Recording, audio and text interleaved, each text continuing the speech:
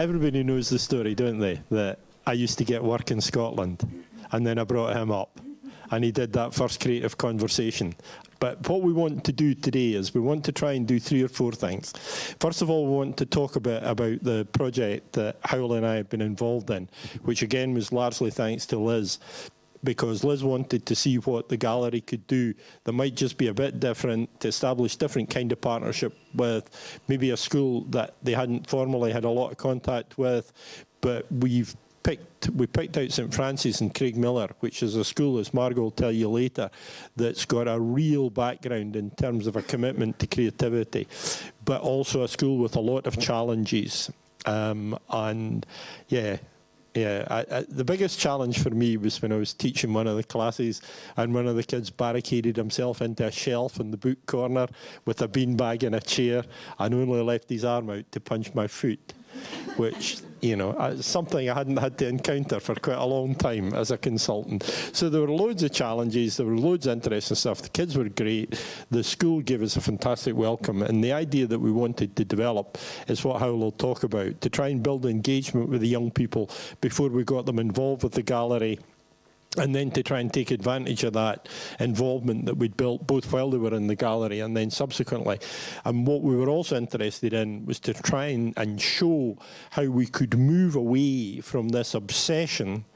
This is a special request, by the way, for an early evening rant about Curriculum for Excellence. We wanted to prove that we could move away from this kind of Pavlovian commitment to testing. And do you know what I've started doing? I mean, stop me if this is getting too weird for you, but I've started making people in service listen to suspicious minds, right?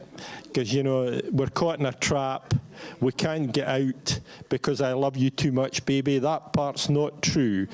But, you know, and then it goes on to, why can't you see what you're doing to me? We can't go on together with suspicious minds. So we wanted to try and get away from that kind of Pavlovian response to raising attainment, where everything's about process, everything's about measurement, everything's about accountability.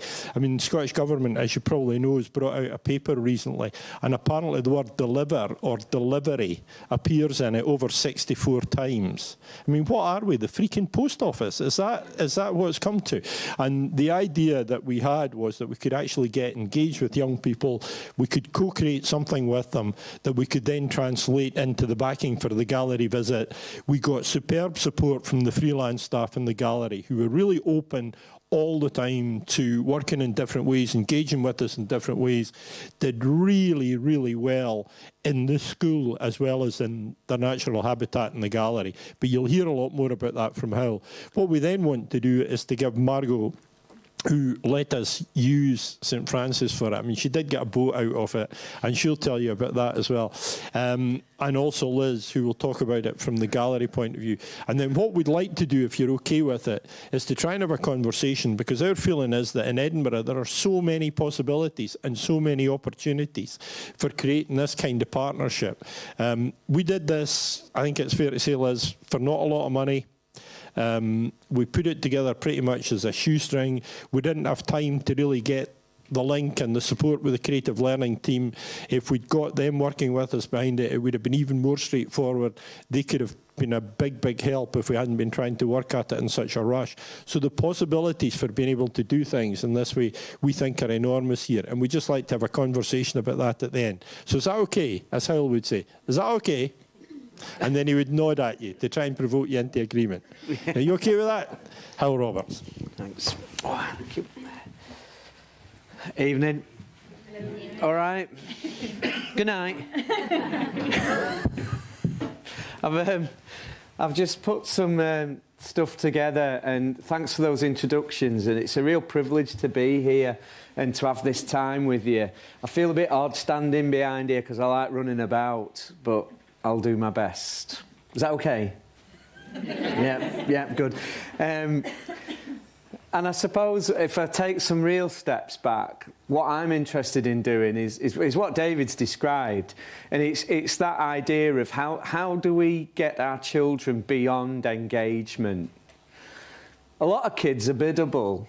A lot of kids are compliant and will do what we ask them to do. They will engage because they understand the contract that we have with them. But how do we get them to a point where actually they're invested? And that's the next thing. I mean, beyond that, we've got obsession. And, and that's nothing to worry about. Obsession in learning is just when that child just says, can I do it again? Can we do it again? Are we doing this tomorrow? Can I take it home?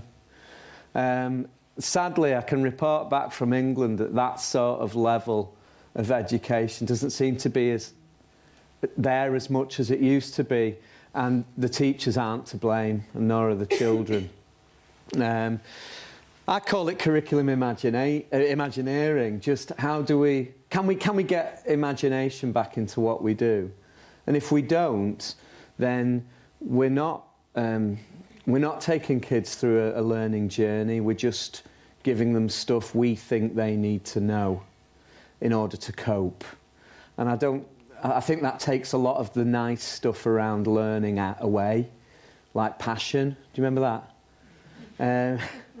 Hope, optimism, joy, fascination, all those things. So I'm just going to talk for a bit about that. I'll just show you that picture because that's me stressed out. I teach older students, but that's me in early years. And I'm freaking out because they've grabbed my socks, they've messed about with my laces. And that's just the teachers. He's buzzing him, isn't he?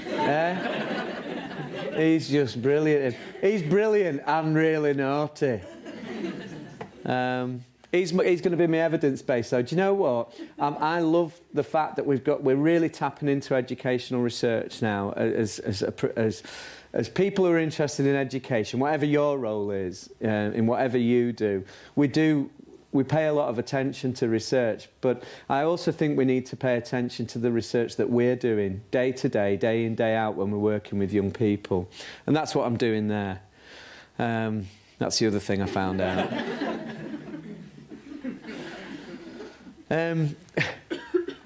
So that's really what I'd like to do. I'm thinking about inductive pedagogy, this Imagineering. I've got to teach this thing, but this thing is actually quite hard. This is quite a challenging concept that I've got to deliver to these young people. So what I need to do is protect them into it. What I need to do is perhaps not start with that. I need to start here with something else that will actually take them here. And in the work that we did at St. Francis and in some other work that I'm just going to play back to you quickly, hopefully you'll see that in action. I'm now thinking of my own schooling in the 80s when a drum kit was donated to the school, but we weren't allowed to touch it. That sums up the problem in a lot of schools. There it is. Isn't it beautiful?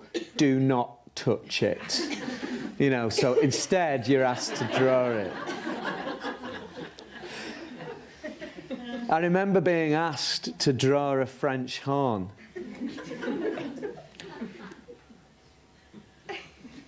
Have you pictured that in your head? Because it's rock hard. And the extension activity was, of course, to colour it in.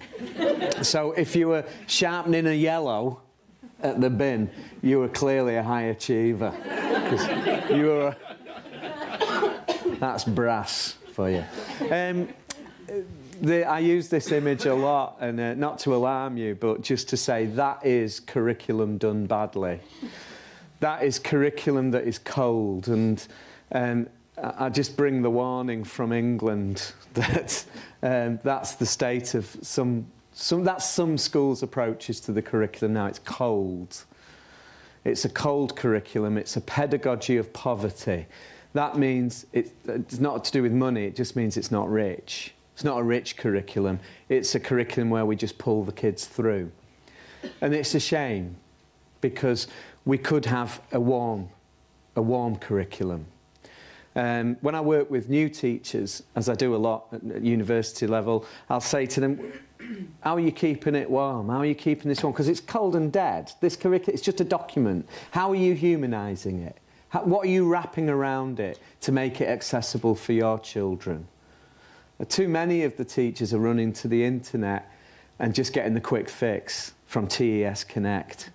And some of them are using their own credit cards to do that. So running up debts so that they, in order to hopefully convince the kids about mini beasts. And that's not why they became teachers. So how do we warm this document up?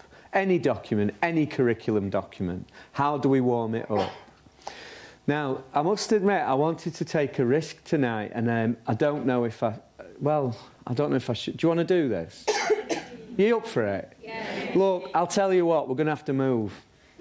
Oh, yeah. Now you're changing your tune. Chuffy now. As soon as he said that, no. I tell you what, though, we could do it, and it'd work all right. Because what I want to do is I want to go in this factory. I'll tell you what, I'll let you off the hook. But what I'd like you to do is communicate with the people around you. So you may need to turn around and talk to the people behind you, people in front of you, and so on. Is that okay? Is that all right? Yeah, okay, so we've all agreed we're going to do that. So what I'd like you to, if anyone's sitting on their own and you don't know anyone, please get them into your little team, into your little tribe that you've established. So there's the factory. Do you know, we're a bit sick of that factory. That factory's at the edge of town, and it's been there all our lives. We know that factory. Do you know what? If we did a straw poll around the room, none of us would know what that factory made, because it is that forgotten, and yet it is that present. It's there. It's like wallpaper. And yet, we've just had an instruction, or we've found out, we've discovered that this factory is going to be pulled down. It's going to be pulled down next week. So we have been invited into the factory just to see if there's anything left in there that is worth salvaging. So we're going to do that.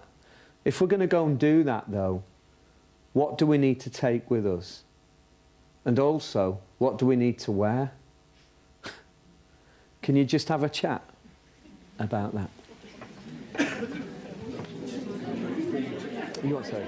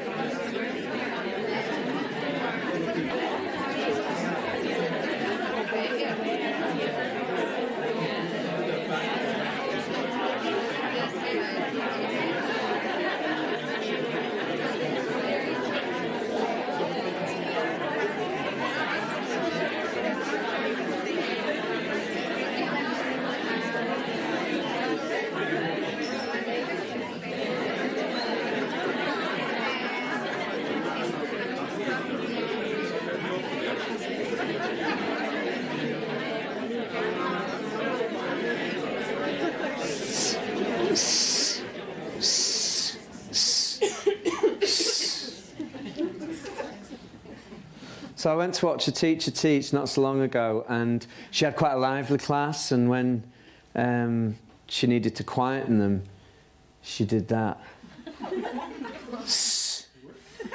And kids were confused. Kids were like, she was going, Oliver! And this Oliver's going, is she all right? Does she need pumping up?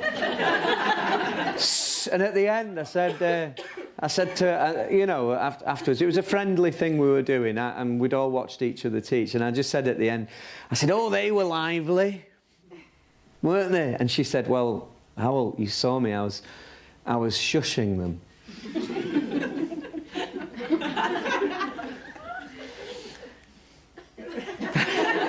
I just thought, I can't help you, because you don't even know how to shush.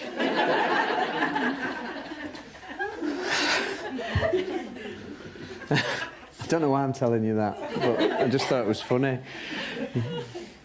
If I said to you, look, we've got the rest of the day, let's build a curriculum around the factory. And I think we could do that. I think in answer to the question, where is the curriculum there, I think we'd find one. And I think some of us, and I include myself here, some of us, we need a bit of help sometimes. We need to think, well, could we do that, or do we need to do, we've got to do this? And when I talk about warming up the curriculum, I'm just saying, well, let's do what we want to do first, and then let's see what we've hit, and let's see where the gaps are, and then we'll make sure those gaps are filled in, so that we're not shortchanging anyone. Could you just have one more chat, and we'll do it quicker? One more chat. Let's say you're inside the factory.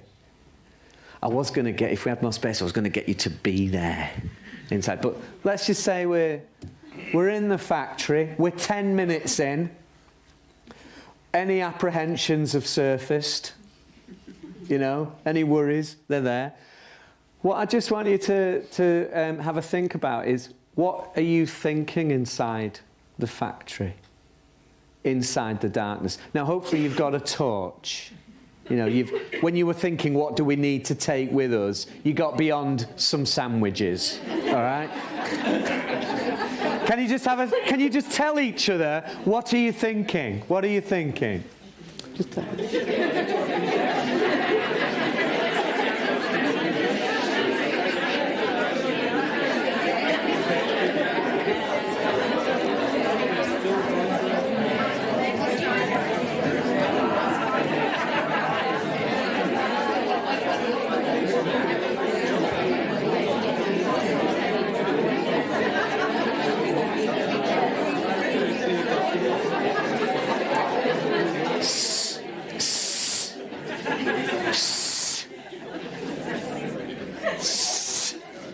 I'm not kidding, these kids were like, what's going on with you? Right, what you've done there is just some drama. Sitting down, just having a chat. But we've gone into it. We've gone into that. We've gone into that picture. If that's the context, we're moving into it. And we haven't done the first thing on that list. But I would have got my iPad out had I had an iPad. And I'd have got you set up 10 minutes into the darkness, and you'd be showing me what it was like. And then I'd tap you on the shoulder and you'd speak what you were thinking. And when children do this, they say things like, it's really dark, or I'm scared, or, oh, I wish I'd changed the batteries in the talk. And great stuff comes out. No dialogue, no making up plays, no Glee Club drama. This is just standing in the moment. Standing in the moment.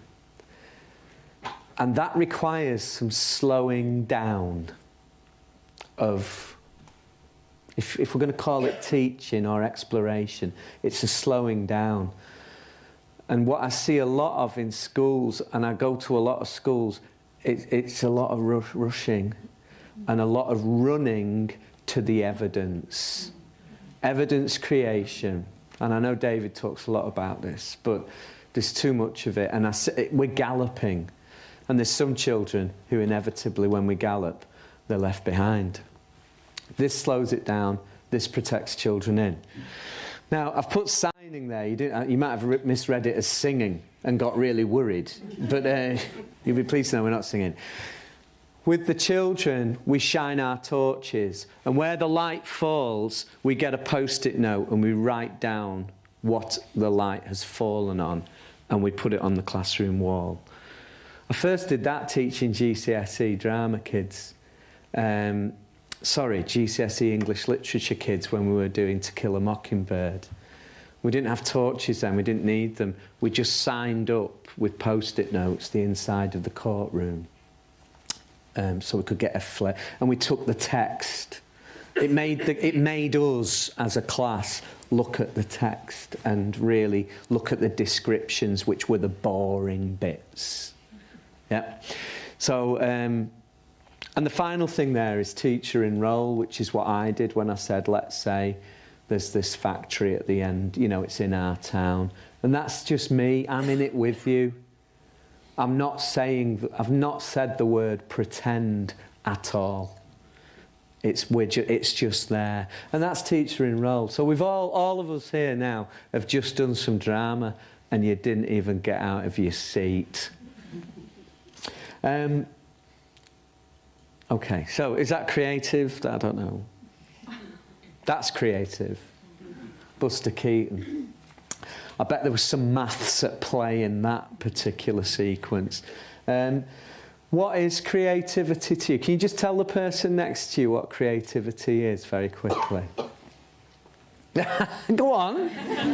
Crack on. I've got to get my bus.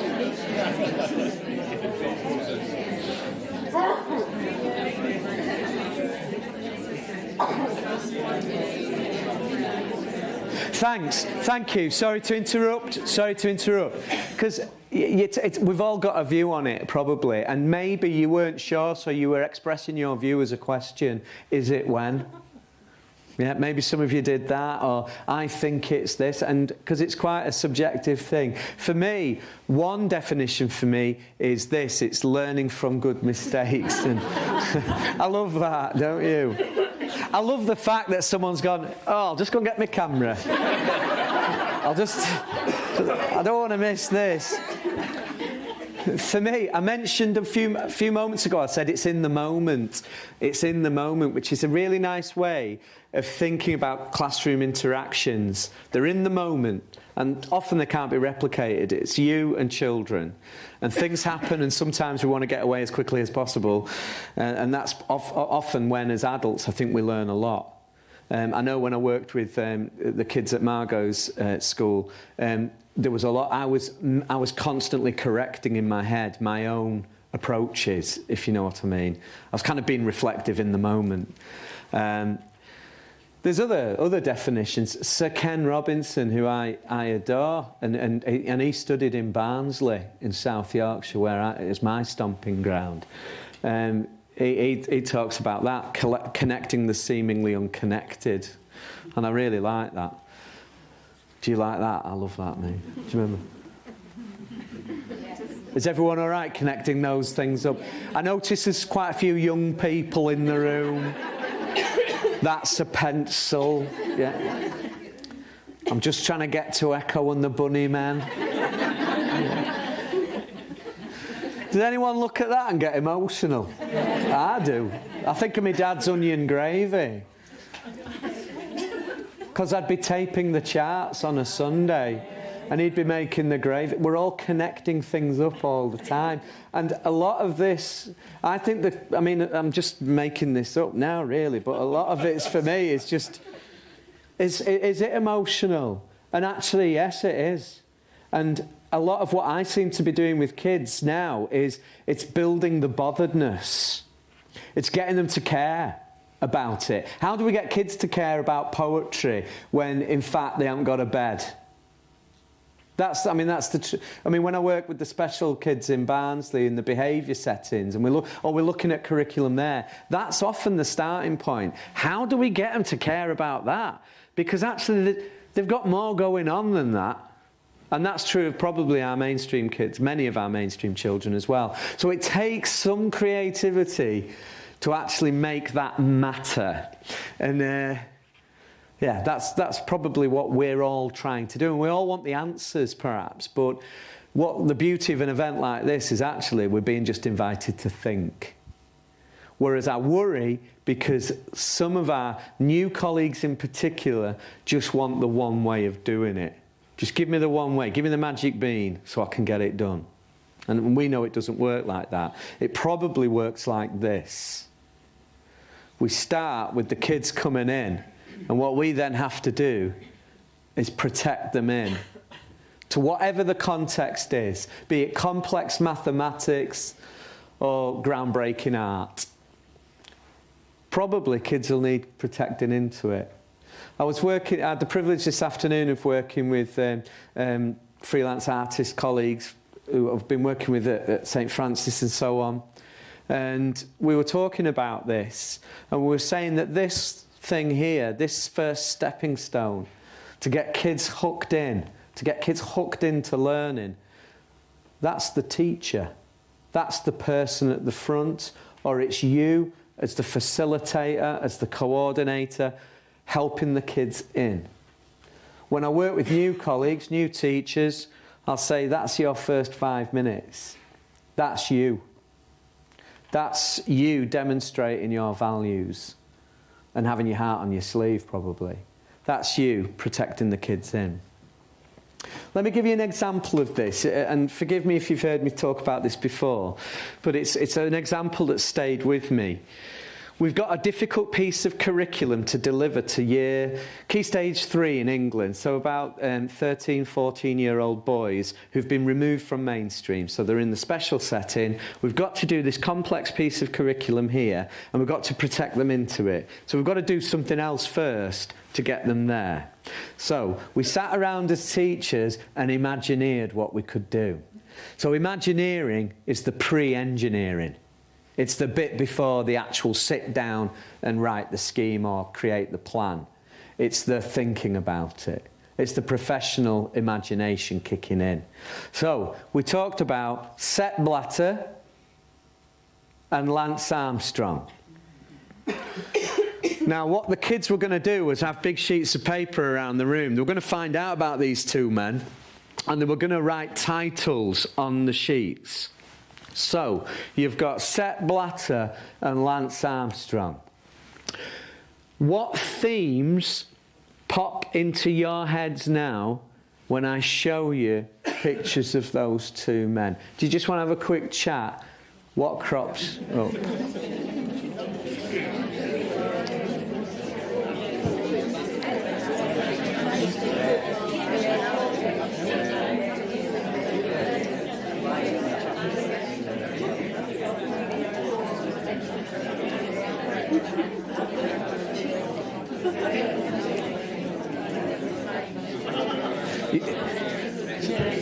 It's not the greatest hits.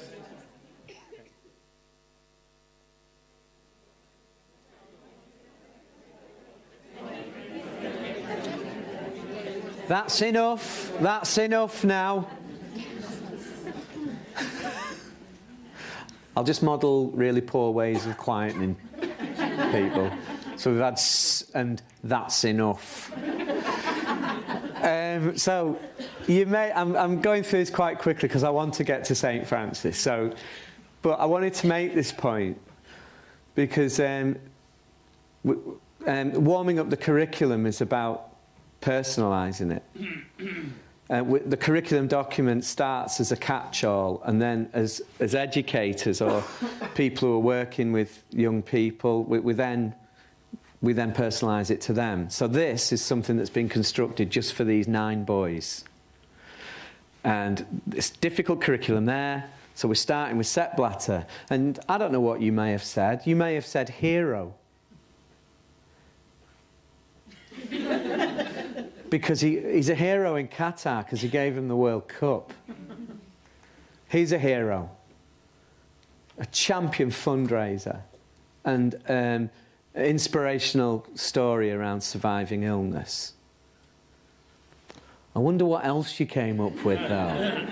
Look, the kids had to go and do some research because not all the kids knew who they were. They were fascinated by him.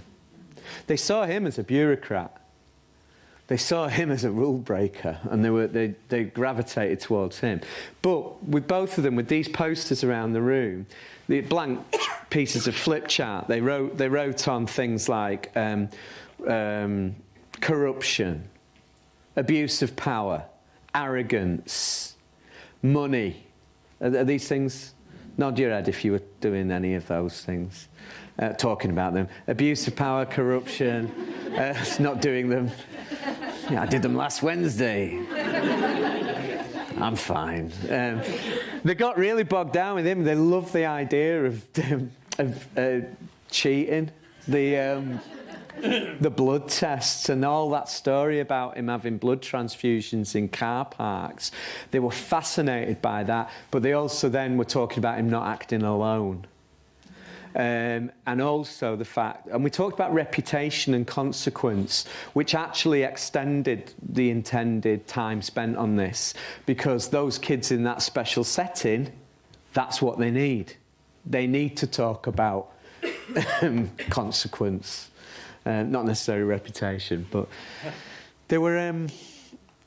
They had those words written down, and essentially what had happened, by talking about those men, by talking about those themes, if you like, I mean, I'm using a metaphor here, the nettles, do you like that? That's Alan Partridge. The nettles were pulled back a little bit, so the kids could access that difficult bit of curriculum. And by talking about those things that they were talking about around the room, the nettles were pushed back around the curriculum, so the kids were protected into this. Is that all right? Do you see that? So, but what that required the teachers to do, colleagues, was to actually step back themselves and to actually move back from the curriculum and say, right, that's the destination. What's the journey? Which sounds a bit cliched, but I think you know what I mean. What can we draw out of the children? What can we draw out? That's a Latin word there, educia. So I'm going to pause for a moment and just let you collect some idea of what's resonated there about that, and how could that help? And then I want to talk about one particular class that I worked with at St. Francis. Is that all right? So just a quick 30 seconds, minute.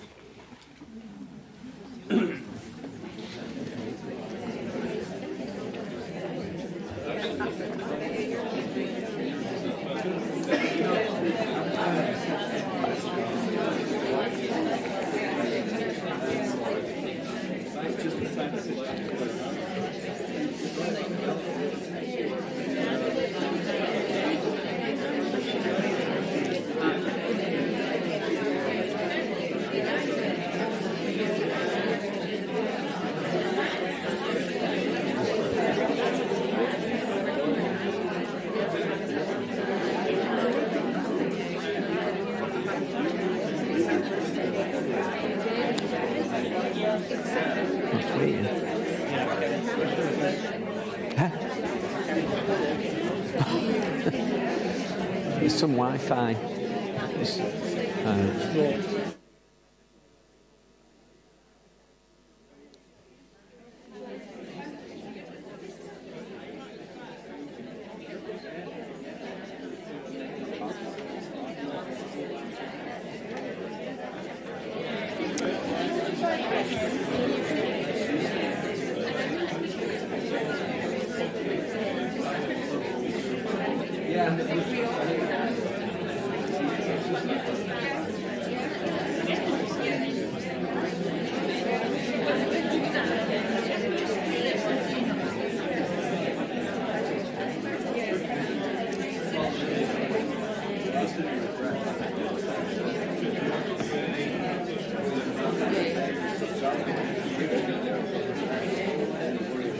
Thanks, everyone.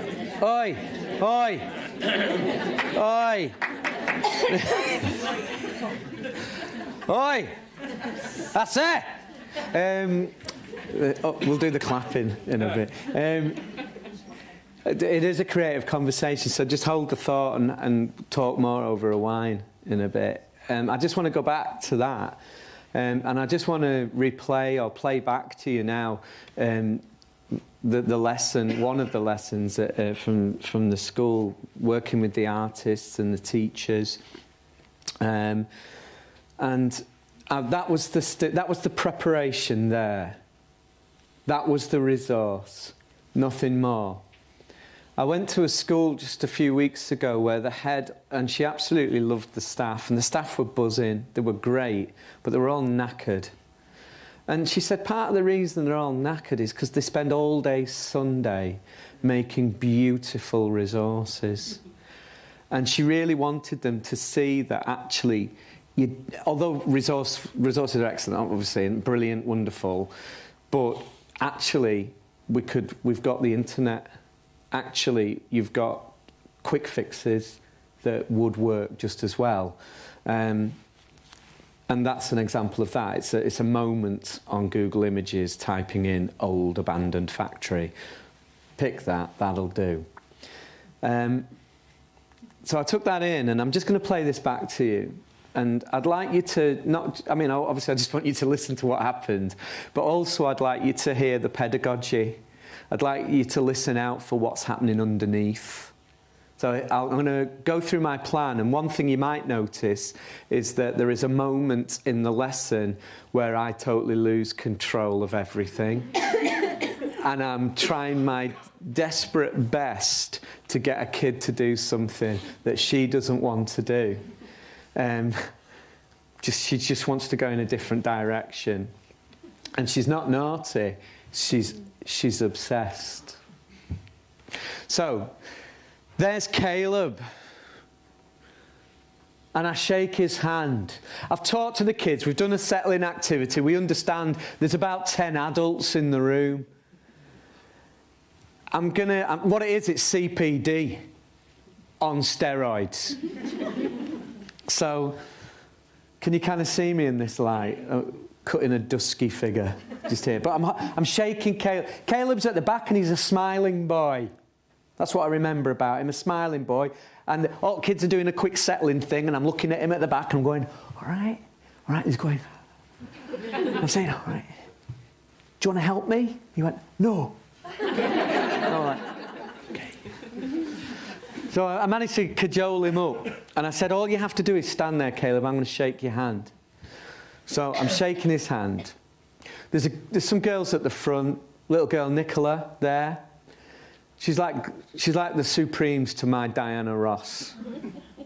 Do you know those kids who follow you around just doing everything right? Do you know, they're like, oh yeah. If you're a classroom teacher, you've got those kids who just agree with everything. And if they'll go, we really love your hair and stuff like that. Well, she's like that there. So I've got Nicola and I've got Caleb. I'm shaking Caleb's hand. Now, what I'm modelling here to colleagues is let's build the botheredness. Let's make them care. Now, actually, the conversations I've had with Liz is about how do we get them ready to appreciate the past? How do we get them ready to come to the gallery? How can we protect them in? So we're going to use a story. We're going to make that old factory matter. So I've got my plan. I'm shaking his hand, and I say to the children, I say, this is Caleb. He owns the factory. We really like Caleb. And there's a bit of giggling because it's Caleb. Caleb's still there smiling. So we're all still, and I said, we really like, do you know what? It's a long time ago. It's not today.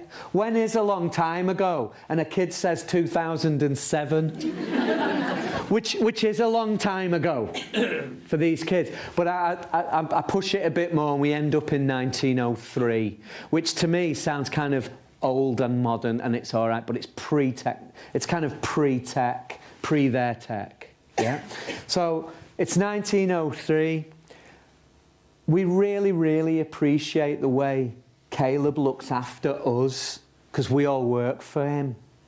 Do you know, we love Caleb. Now, when I say we love Caleb, some of the kids giggle because that man's just said he loves Caleb.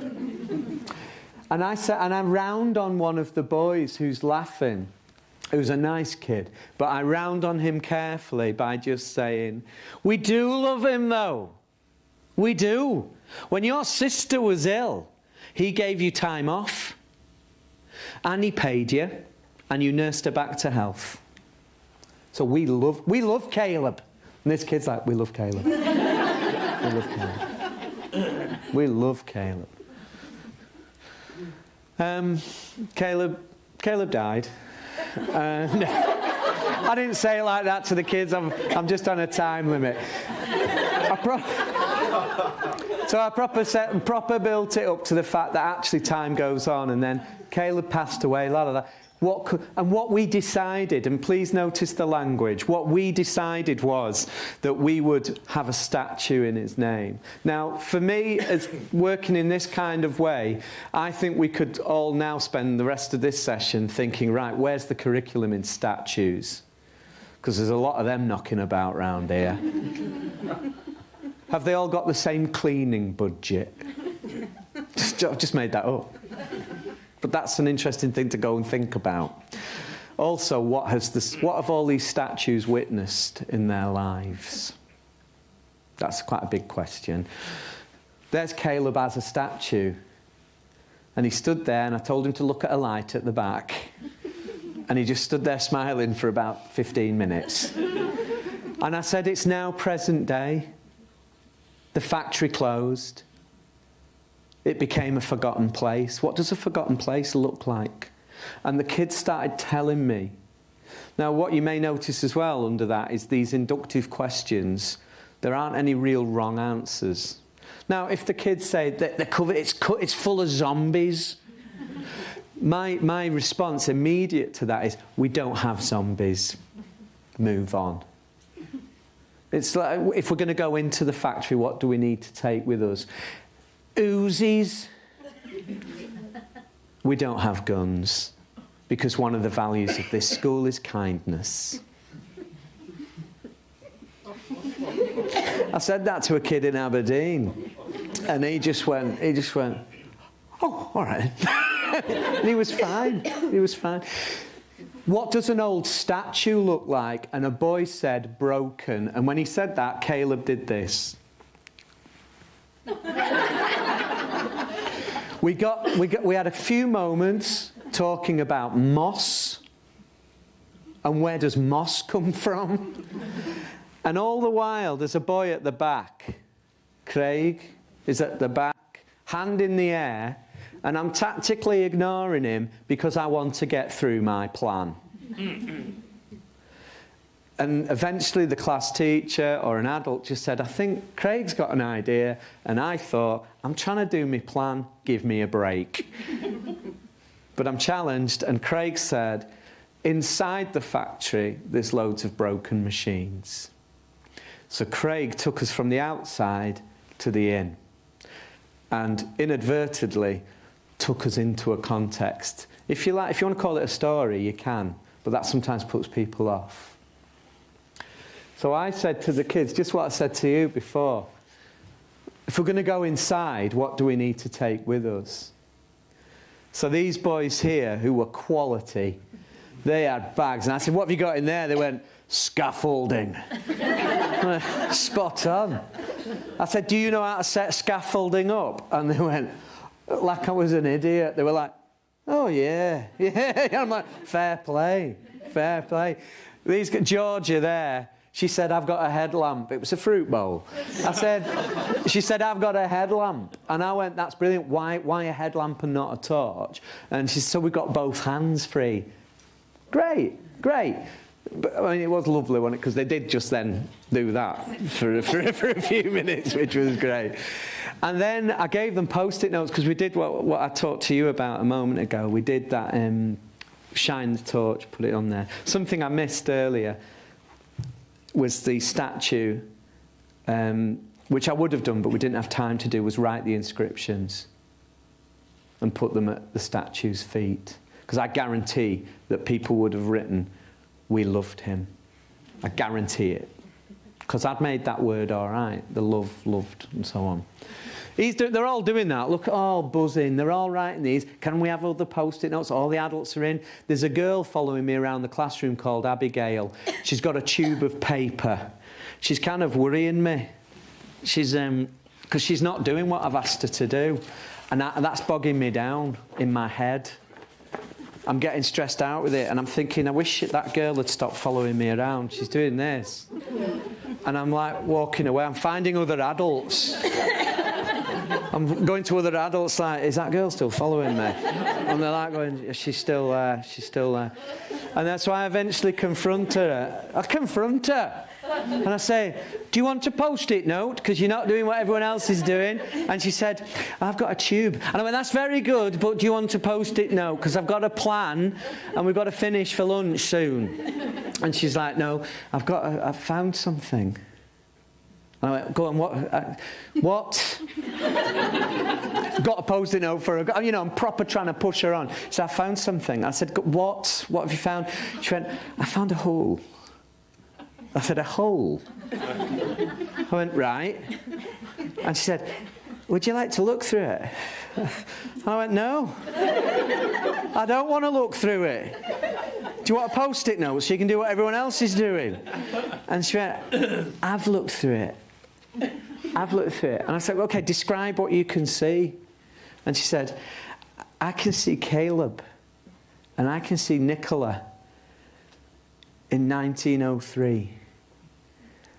And what happens then is there's Abigail and myself, and we're alone in the universe.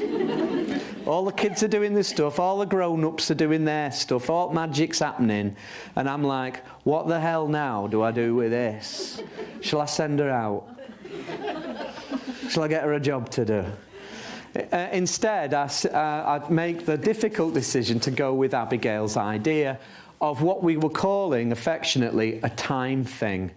Abigail's got a time thing, where if you look through it, and I got Caleb back, he was buzzing, Nicola's up there, and I'm explaining to the kids now that Abigail's gone and discovered a hole in a wall where we can see the past life of the factory.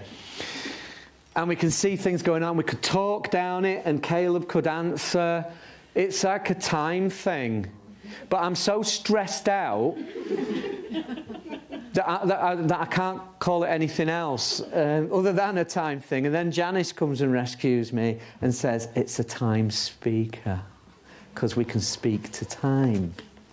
Now, I'm nearly crying at this point, because I'm just so relieved. I then notice that the lesson is coming to an end, and this is CPD, and this is all very nice, but what are the outcomes, and does it have value?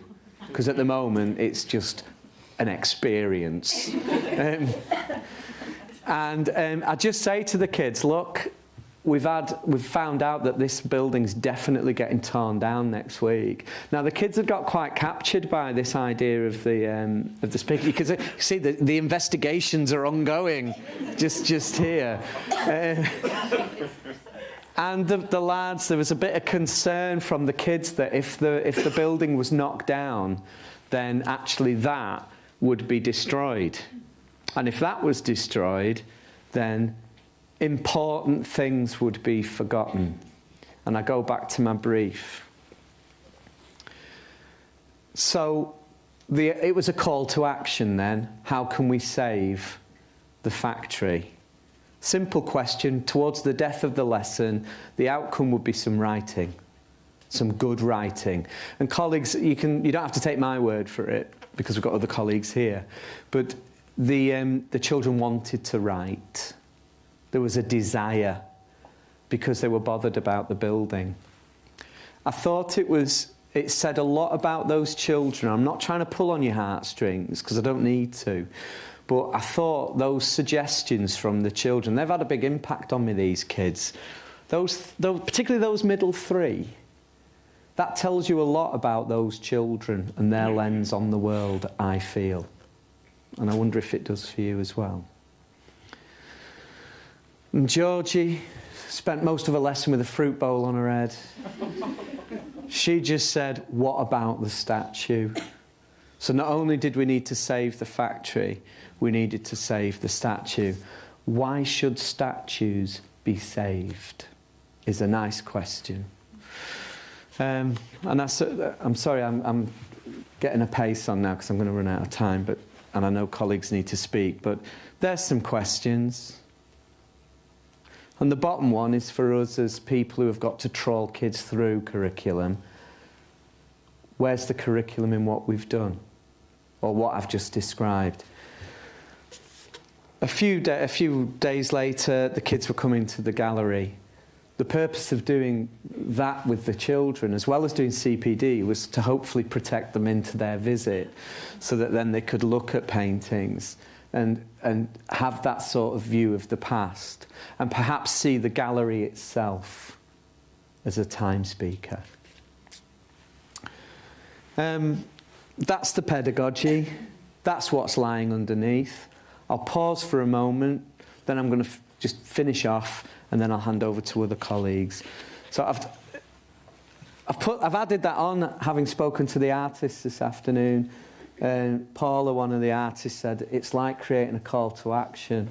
So in our curriculum that we're delivering, where are the opportunities for a call to action? So I'll pause there. Do you want to just have a read through that and talk about what's resonated, and then I'll just finish off and hand over to Margot and Liz.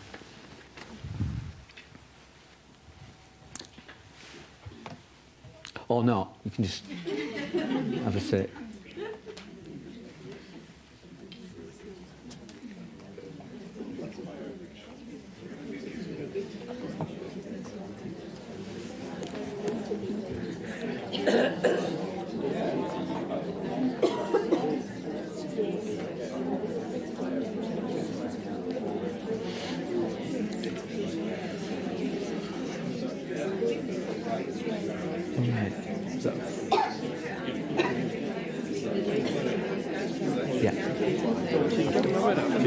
Say again. Yeah,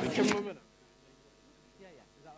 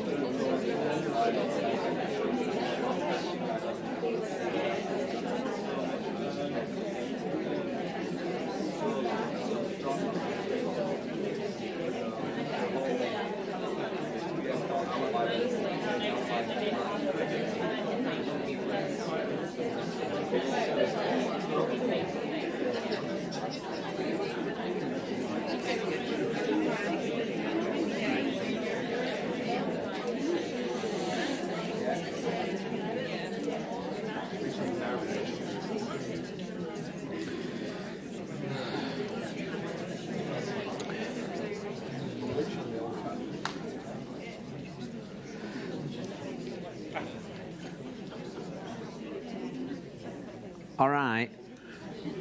All right, thanks. I'm conscious of time, so I will just finish. But a lot of the work is just based on these three elements. And if you look at any curriculum that you can do where you could bring these three things in, then have a go. The people, where are the people in what you're doing? Where's the humanity in what you're doing? Where's the place? What's the problem or the dilemma or the issue or the opportunity? We've just done the people going into the factory to just go and find if there was anything there. The old factory is the place, and we've discovered a wonderful secret. It's Willy Wonka's old chocolate factory. Shut down. Yeah. That's the painting we did this afternoon. In the gallery, and we were in the gallery doing this, and we just ended up, there's so much going on in this picture we haven't got time to talk about now, but we just ended up there on that boat. I'm doing that next week, and I'd like to do that, but I'd like the idea of, isn't that beautiful, that painting, and now we're going to build an airport there. Is everyone all right with that? And clearly not. And to strip it right back, it's this idea of grace.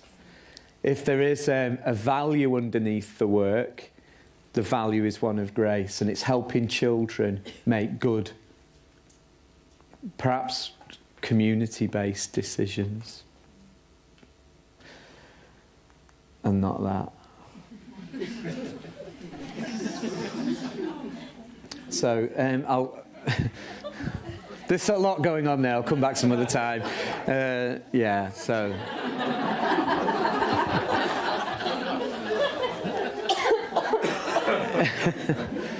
Yeah. So I'm just going to stop there. I'm not going to go anywhere, even though Hagrid is suggesting I am. I'm going to stay here, but just really those are my details if you'd like to get in touch. But can I just thank you for the invite, for coming, and for you giving up your time, because it's all busy, isn't it? So thank you. Right.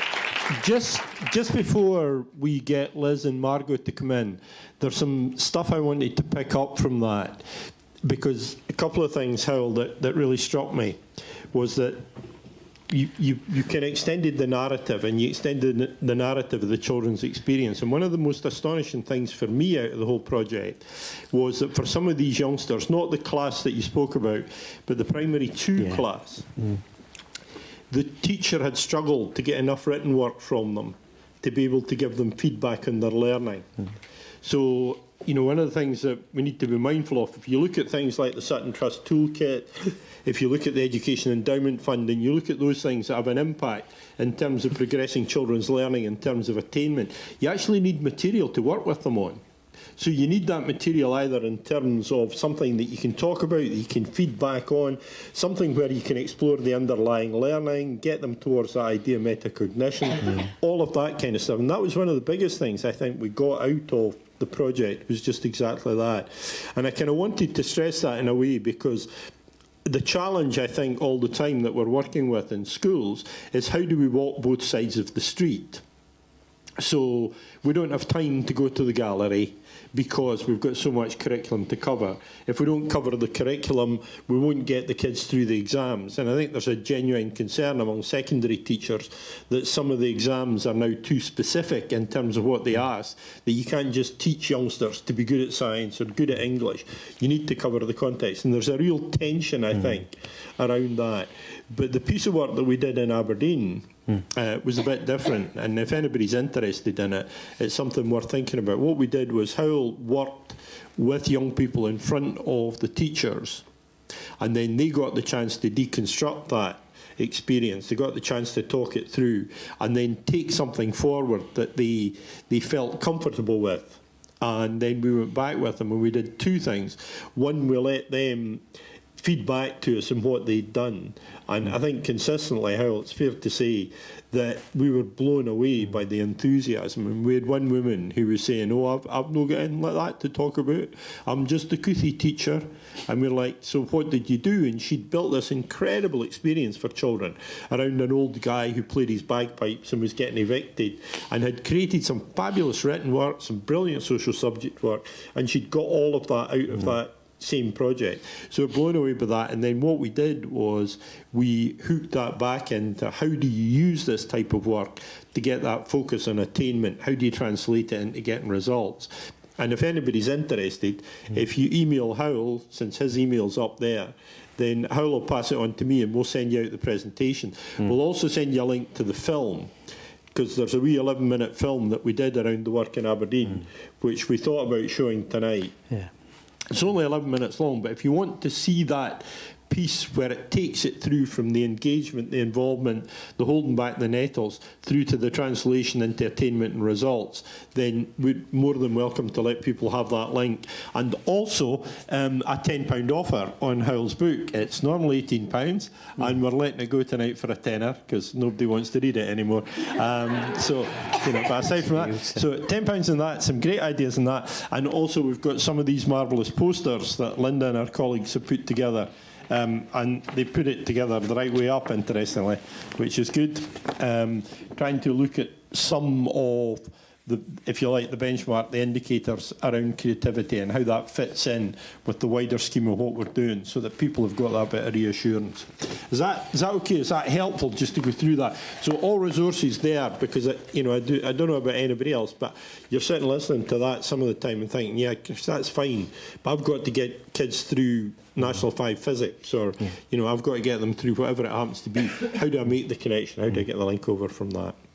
Okay, Margot, do you want to come and say a bit about the whole project from the school point of view and put it in a bit of context? I wrecked a statue in the name of Hywel. I loved him.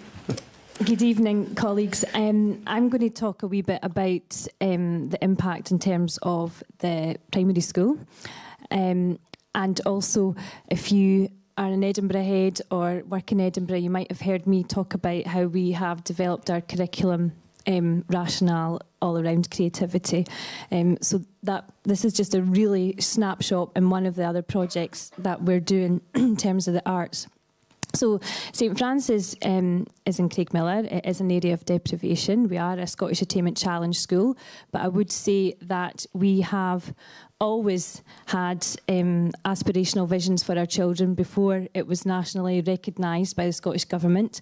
And for the last 6 years, we've been using the arts as a platform, not only to try and raise attainment in literacy, numeracy and health and wellbeing, but actually really give our skills, like our children, life skills, because I think perhaps one of the barriers for our children is that when it comes to transitions, they find those particularly challenging, and often the things that we've worked on with them can fall behind. So we really wanted to make sure that we were giving them life skills so that they were learning something in primary school that they were going to take forever with them.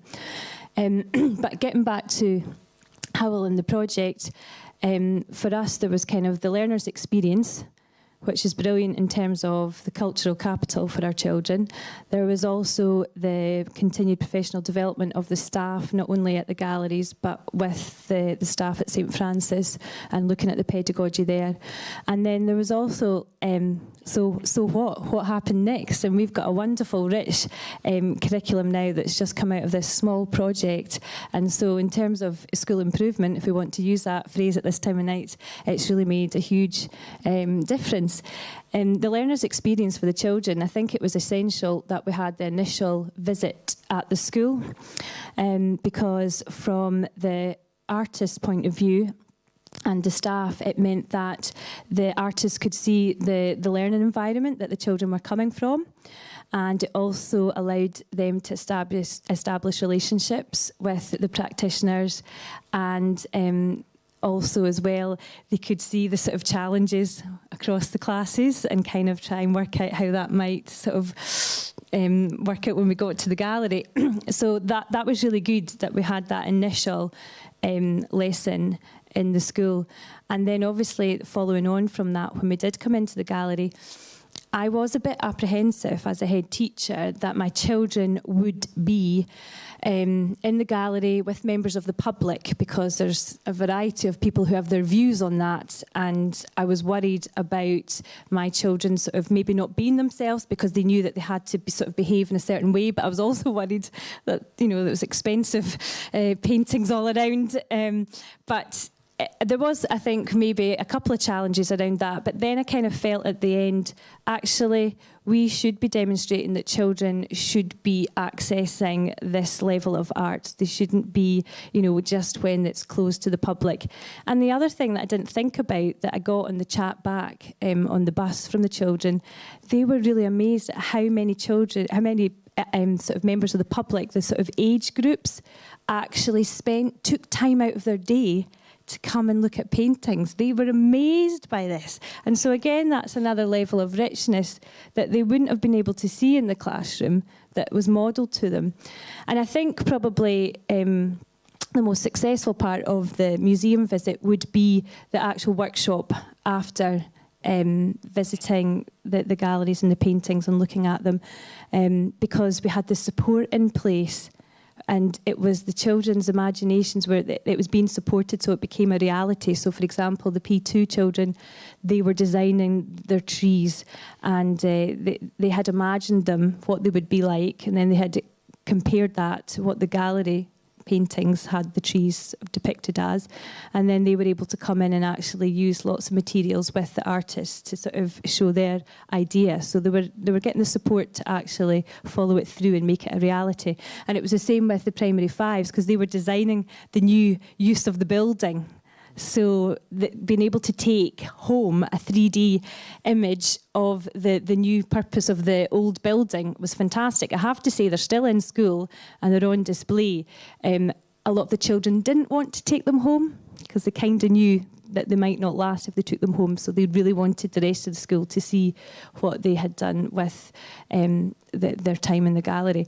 And obviously, I have to mention the boat. If you did come along to the exhibition, the sort of happy story for us is that I was able to use the Imagineering approach at assembly.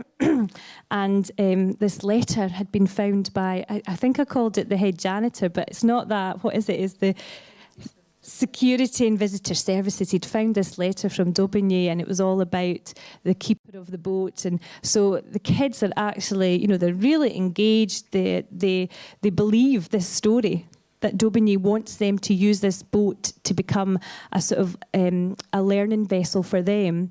And we've done lots of work around about it. The whole school community's got involved.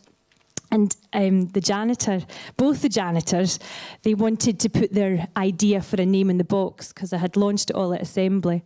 And but they wanted to show me because they needed to show me, and it was St. Francis of Assisi, and they were really waiting for me to say, yes, that's it, we're going to totally give you that. And I was like, oh, that's really good, that's brilliant. And the other janitor, so it really was a whole community invested in it. Everybody was excited about it.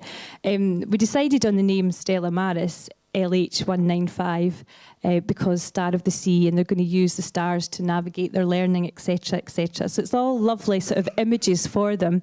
The kids have come up with all these ideas, and there's a variety of things that they want to use the boat for now. They want to use it to have dialogue about their learning. They want to use it to sort of celebrate their learning, make it visual. So tomorrow, the freelancers are coming in to work with the P5 class, and they're going to be designing the exterior of the boat to try and sort of share the vision, if you like, for their learning journey. And we'll work with the children in terms of the exterior to try and sort of have that imagery of navigation and the tools that you need for learning. I'm trying to think, in terms of, at school improvement, obviously we're sort of big on the arts at St. Francis, so we were already recognising the role that they play. And one of the reasons that we have embraced the arts so much is we do really think that it helps to contribute to children being effective communicators. So I think that's with Hywel, what he's done, he's allowed us to take some of his approaches and add it already on as an extra layer to our performance programme, which we have. And again, it's about making that connection with the physical environment with the children, developing their vocabulary. And I would say it's been an absolute brilliant project, a really small one. It was a creative conversation, I think, in the summer, and it's just kind of grown arms and legs. Yeah, tell them about the primary 2 teacher, Margot. Tell us what has happened there. Yeah, it's been a revelation for him. I think he was probably feeling that, we'd done lots of CPT and different things, but he was lacking confidence. I think he'd kind of just felt that things were hard. And I think having someone coming in, not me, someone different, coming in and saying, you're doing a great job, this is really good, and just sort of boosting him. And he's really come alive by this project. So it's worth it. The children have had a great learning experience, but for, in terms of your professional development, all the staff, I should mention, did have CAT sessions with Hywel and David, and they all really embraced it and really enjoyed it and could see how they could make the links to what they were currently doing. But he particularly has shown out of all of this. And I think one of the other things that we've been really conscious of is that what the school does very visibly is they get progress, but not necessarily pace. So with the primary 2 kids, they would, lots of an inspection or whatever might come in and say that they're not hitting the level that they would expect from these kids at that stage. But by the time they were into primary 5, and actually I think, Margot, it's fair to say the primary 5 probably had more intrinsic problems and difficulties among them than the primary 2 did, but the progress was there and evident in terms of vocabulary use, and it was that debate I think we need to have about how quickly you need to get young people to a point in terms of attainment, or whether it's more important to actually secure the attainment in a meaningful way, I think. Is that a fair comment? I mean, I would say that that's something I feel quite strongly about, because the Scottish Attainment Challenge is about trying to increase the pace, but I would say you have to really invest if you want to make the difference. And it's not going to happen overnight. And I think people have to accept that you will reap the benefits, and that's us after 6 years starting to reap the benefits. And I think the other thing, which is striking just before we invite Liz in, is the way that you've expanded that whole project now. From, we started off effectively, it was going to be 3 days spread over 3 weeks with Hywel in at the start. We did some inset. First afternoon, we came to the gallery. I went back in, worked with the kids on the third day, and then again, we did some inset in the afternoon. That was supposed to be it, really. And now it's sprawled over and expanded in the way that it has. But Liz, do you want to say something about how it's worked from the gallery point of view?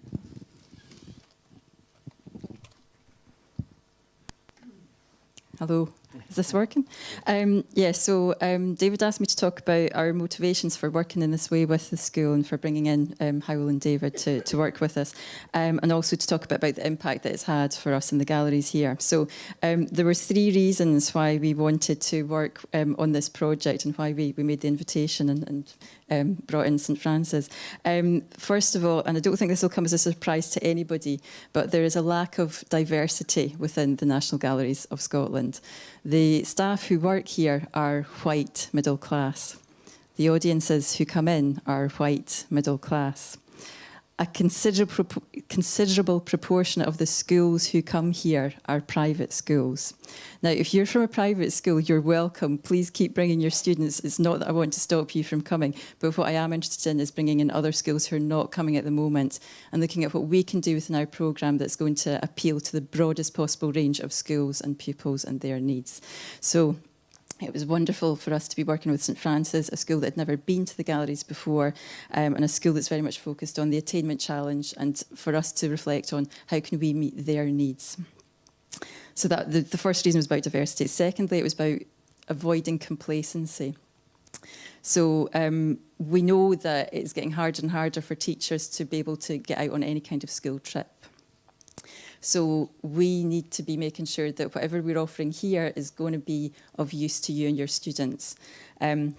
We do have schools that will come year after year, and it tends to be with a particular age group for a particular project. So it might be that primary 5s come here to do the Jacobites, or that primary 2s come to do landscape. So what that effectively means, unless I'm missing something, that means that within the 7 years that a child spends in primary school, they're maybe getting one chance to set foot in a gallery. So we've got a huge burden of responsibility to get it right for that one visit that they make in 7 years to a gallery. How do we make sure that it's the best possible visit that it can be? So we need to be constantly reflecting on what we do, how we do it, is there a better way? And bringing in these guys was an invitation to a different kind of education, a different kind of approach, to somebody new to come in and see what they would do with the galleries and what we could learn from that and build into our programme. And the third reason is that every day in the galleries, I see a disconnect between art and people. And when I say people, I mean, I think probably safe to say the majority of the population. There might be exceptions to that rule within the room tonight. But people just are disconnected from art. They don't get it. We have a common response to contemporary art, which is, well, what is that? That's rubbish. Anybody could do that. I could do that, so it must be rubbish, right? If I could do it, then it must be rubbish. I can't happens a lot. I had a primary 1 child turn to me in a workshop and say, I can't draw. Primary 1, 5 years old, I can't draw. I overheard some children outside in the gallery space. They'd been doing a workshop with us, and they were, at the end of the workshop, they were looking at the work that their class had created, talking about it, and the conversation went, whose is the worst artwork? Mine's is the worst. No, mine's is the worst, and it went on. But I also hear this from teachers a lot as well. Teachers who will say, I can't draw, I can't paint, I can't do art, I'm not arty. So how do we overcome that disconnection? And Hywel's demonstrated a way tonight of a different way into getting bothered about a picture or an image. There's a fixation with the monetary value of artworks. I've got some questions here. These are from an S3 class that had been in the gallery. They'd had a visit, and at the end we said to them, ask us anything. What do you want to know about this place that you've just spent the last hour in? And these are the questions. How much do all the paintings in the gallery cost? How much does an average picture cost? What's the dearest one and why? How much are Van Gogh's paintings? This is a good one. How much is a metre square of marble? And my favourite of all, what's the cheapest thing in here? Probably the shortbread. I wouldn't bank on that either. But it's a different way, and if that's what they're bothered about, and they were really bothered about those questions, if that's what they're bothered about, then how can we learn from that and use that as a way in?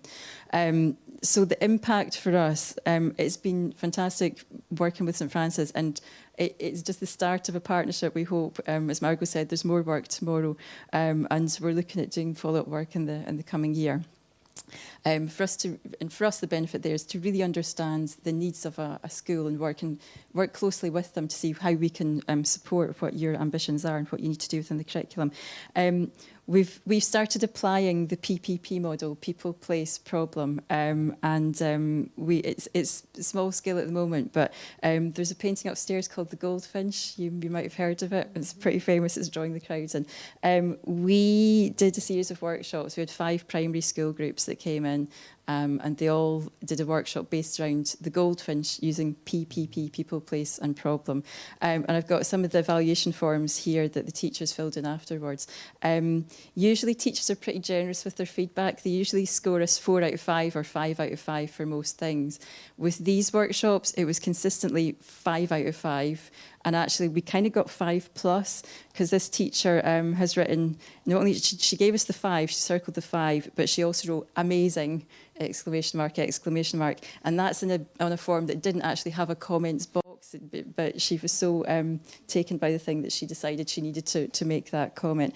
And there's 3 questions in particular that we are asking to get feedback on.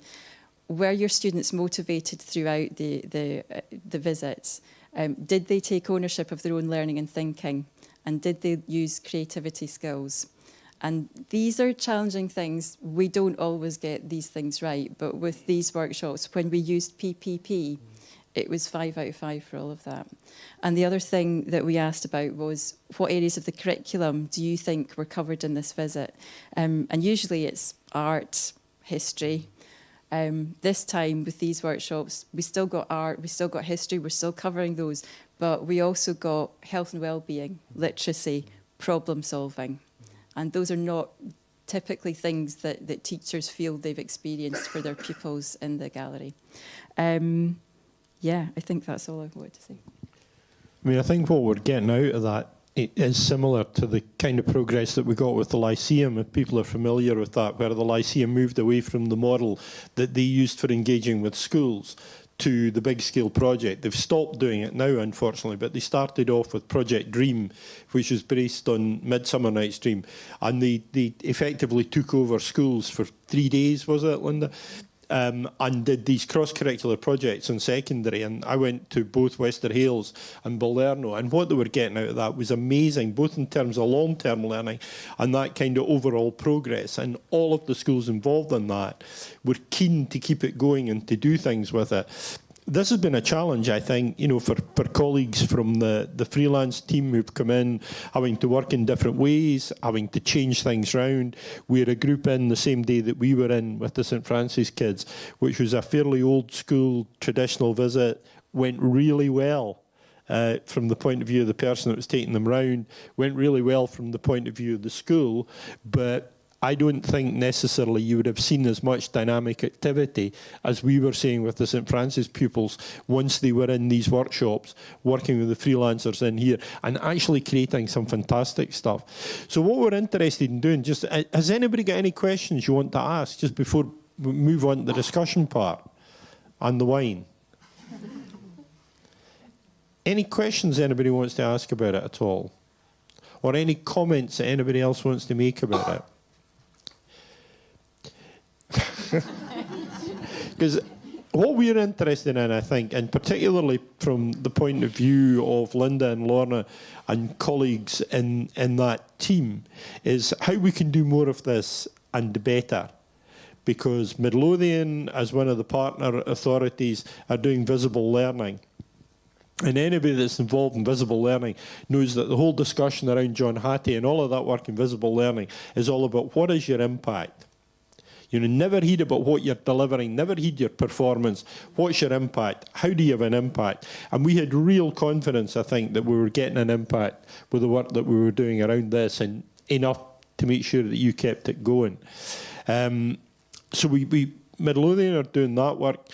East Lothian have always been innovative, interesting. They've made a lot of use of Brunton. They've done loads of things. They're another of the partners amongst the three authorities. And Edinburgh's just got this fantastic setup in terms of Film House, Lyceum, Traverse, the galleries, the museums, all sorts of activities going on in the city. There's a real opportunity to try and do things in terms of partnership here.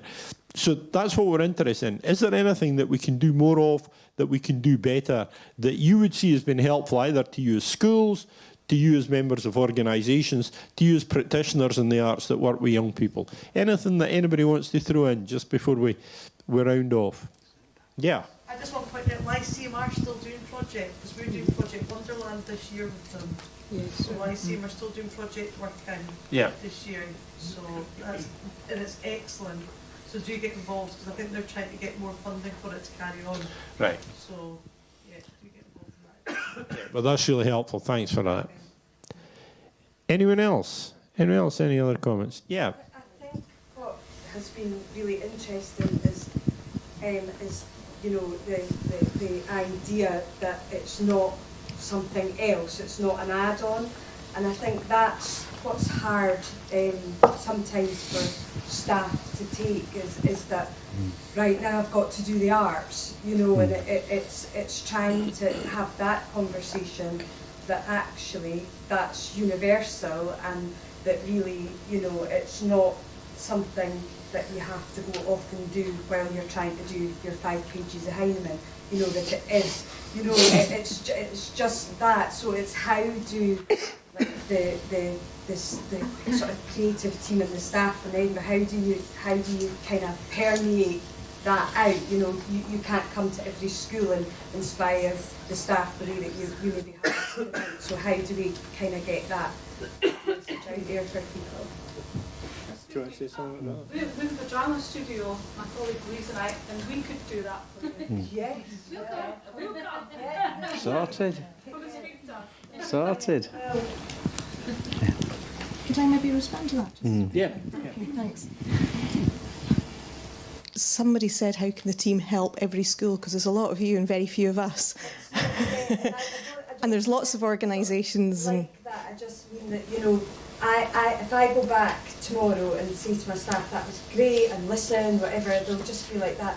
Yeah, but it's the nativity on Monday, so, you know, be quiet, you know, so it's just, I think it's, kind of, I don't, you know if everybody knows about your team, and I don't Probably even not. mean your team, I just mean The whole thing. to kind of try and pull it all together. I think that's exactly it, because people have things to do every single day, and we totally acknowledge that, and it is a slow burn.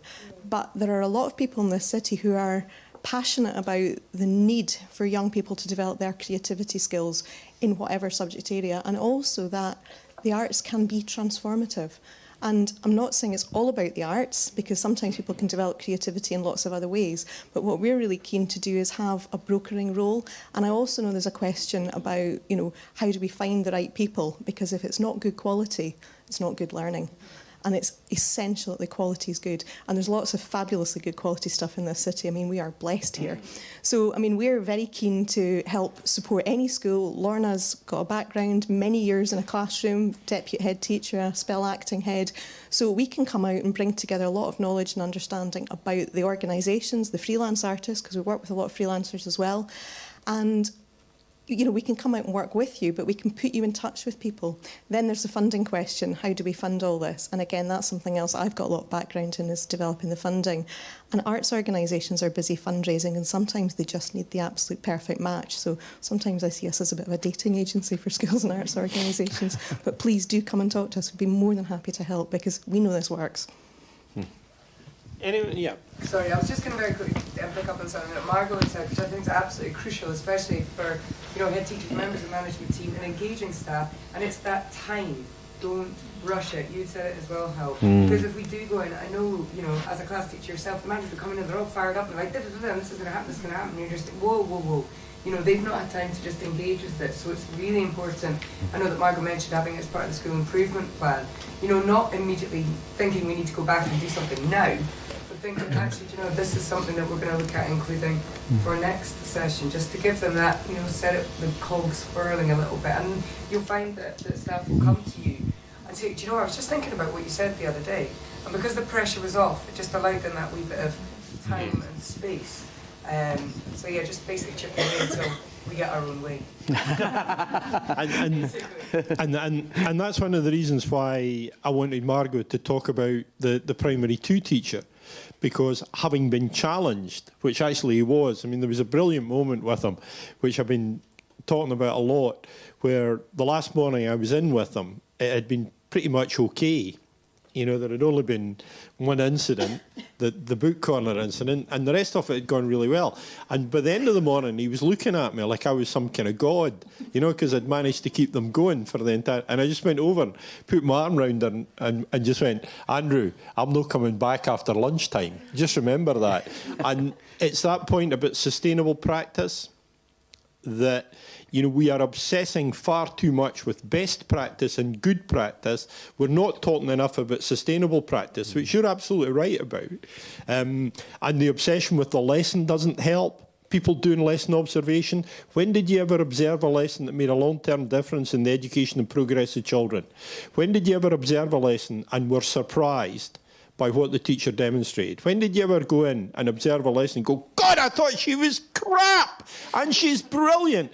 Never happens. And the only point in doing a lesson observation is to get the material for the conversation that might actually lead to an improvement. But we obsess around the event rather than the course or the progress, which is what really makes the difference.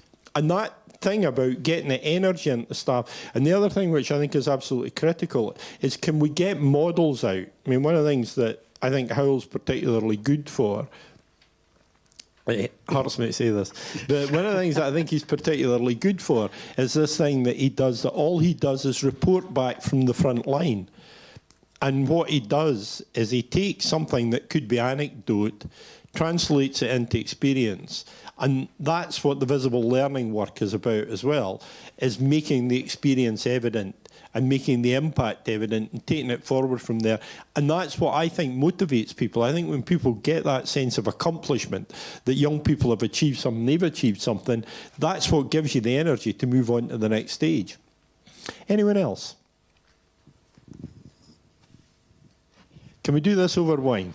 What we're really keen to do is to really continue this conversation. The whole concept of these creative conversations was to naturally stimulate creative learning networks, and we had real progress with the Lyceum and the move that they make. Heather Lucchese, who's here tonight, did the wonderful work that we've talked about before around St Crispin's, which led to an exhibition in a city centre art gallery for young people from a special school with a developmental age of less than 2 years old, on average, producing wonderful work, getting a wonderful learning experience out of that. We've had lots of endeavours from some of the people that are here tonight around the Leonardo effect and all sorts of things. I think we're at a stage where we can broaden this out further, and this idea of how can we broker better experiences, how can we get that engagement, and how can we help your teachers to see how we can hook all of this work back into the Raising Attainment agenda, not necessarily on the basis of pace, but for sure on the basis of progress. Can I, on your behalf, thank Liz? Because if she hadn't been prepared to take a gamble on doing this, it would never have happened. Thanks to Liz's colleagues from the gallery, who I think, really were prepared to go out on a limb, even some of them at times when they didn't believe it was going to work, and even there were times when we didn't think it was working, but they kept going with it. They honoured the commitment. They did really well with it, and really, really grateful to them for that. To Margot for letting us into the school, and then letting us back out again. That was another massive bonus for us.